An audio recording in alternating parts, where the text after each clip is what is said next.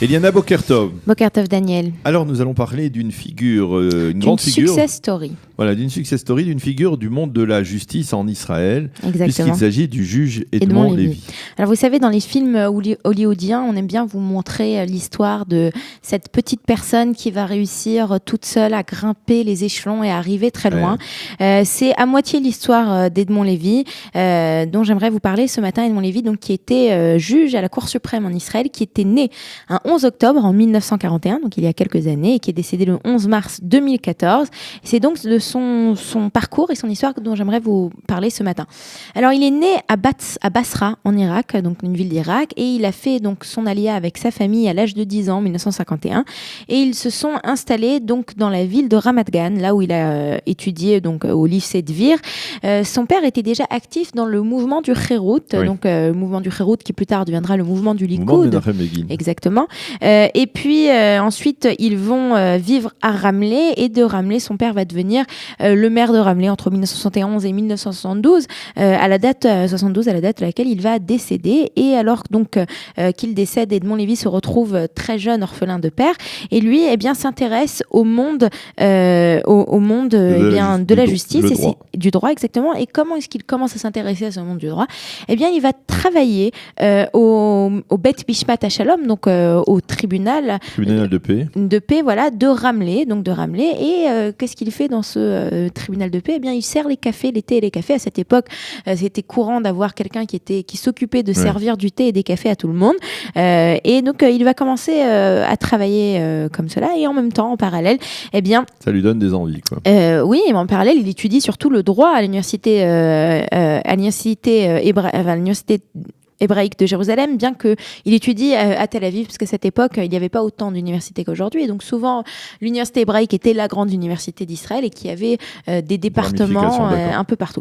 Et puis, c'est comme ça qu'il va commencer, donc, comme je vous l'ai dit, à servir les thés, et que plus tard, il va devenir le premier secrétaire du tribunal de justice.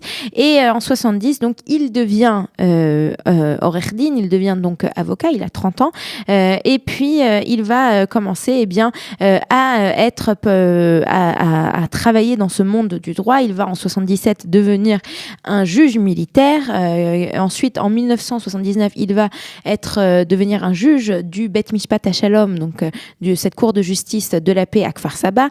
En 84, il grimpe les échelons. Vous savez qu'en Israël, il y a trois instances, le Bet Mishpat HaShalom, le Mechozi, tribunal de paix, tribunal de district et la Cour suprême. Exactement. Donc il devient en 1984 juge au tribunal de district de Tel Aviv, et puis un peu plus tard, il va en 2000 devenir juge à la Cour suprême. Alors pourquoi est-ce qu'on se souvient d'Edmond Lévy? Pour plusieurs raisons. La première raison, c'est que en 1994, il va faire partie de ces juges qui vont juger Yigal Amir au moment du meurtre de Yitzhak Rabin, et il va être farouche dans sa décision de rendre ce procès le plus public possible.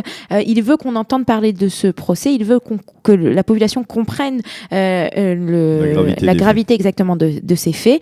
Donc ça, c'est la première chose. Et puis la seconde chose sur laquelle il va être extrêmement connu et reconnu, c'est qu'en 2012, il y a trois choses. La deuxième chose, c'est qu'en 2005, au moment de la Hitnedkut, donc du désengagement de Gaza, il va tout faire pour essayer d'arrêter ce désengagement d'un point de vue juridique. Et il va donc essayer, par des outils juridiques, d'empêcher Ariel Sharon de faire le désengagement, en invoquant les mêmes arguments qu'en général on invoque pour tout ce qui touche aux droits de l'homme et du citoyen. Il va dire que de retirer autant de familles de façon aussi brutale et rapide, ça s'oppose à toutes les règles des droits de l'homme. Donc ça, c'est la deuxième chose sur laquelle il a été... Mais il ne sera pas entendu. Il ne sera pas entendu. Et la troisième raison pour laquelle on a beaucoup entendu parler de lui, c'est qu'en 2012, en 2012, Benjamin Netanyahou le nomme à la tête d'une commission. C'est la commission afin de vérifier la situation de la construction en Judée-Samarie. Donc Donc il faut savoir que si déjà les terres en Israël c'est un schmilblick, alors en Judée-Samarie encore plus.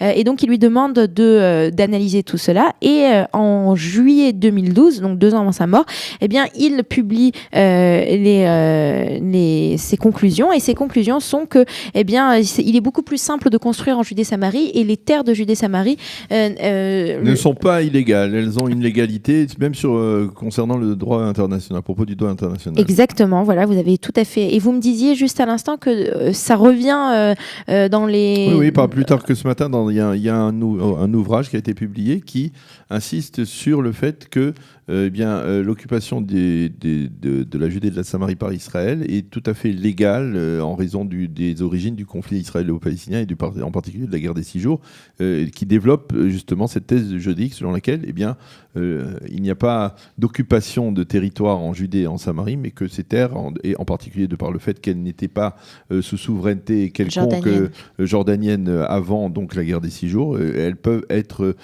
légalisées par Israël. Voilà, c'était donc de Edmond Lévy dont je voulais vous parler ce matin et dont vous nous avez aussi parlé, Daniel, ce matin. Merci beaucoup, Eliana. C'était intéressant et important de rappeler son souvenir d'Edmond Lévy. C'est un juge un peu, on va dire, atypique dans cette Cour suprême qui était très libérale, très laïque, etc. Et très ashkénaze aussi, on va le dire. Donc une personnalité importante qui a marqué aussi le monde de la justice, peut-être pas assez, mais qui a fait tout ce qu'il pouvait pour le faire. Merci beaucoup, Eliana. Merci, Daniel. Nous allons marquer une pause, le jingle et la revue de la presse israélienne tout de suite après. Vous aimez l'histoire juive ? Retrouvez Liana Gurfinkel dans Un jour notre histoire sur Studio Kalita, c'est tous les matins, pour découvrir ensemble les événements et les personnages qui ont fait notre histoire.